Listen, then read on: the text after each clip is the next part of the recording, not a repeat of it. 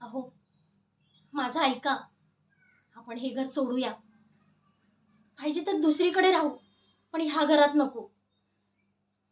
आपल्यावर कुणीतरी करणी केलीये. वेड नाही, भानामती.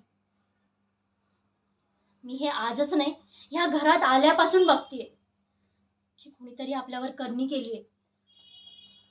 मी आधी तुम्हाला सांगण्याचा प्रयत्न केला, पण तुम्ही माझ्याकडे दुर्लक्ष केलं. ह्या घरात अधूनमधून चित्रविचित्र आवाज येतात. घराच्या अवतीभोवती काही बाई सापडतं. हे नेमकं काय चाललंय? आणि त्या दिवशी सुद्धा हातपाय तुटलेला पुतळा सापडला. आणि नेमकं त्याच दिवशी तुमचा अपघात झाला आणि आपला महेशही आजारी पडला.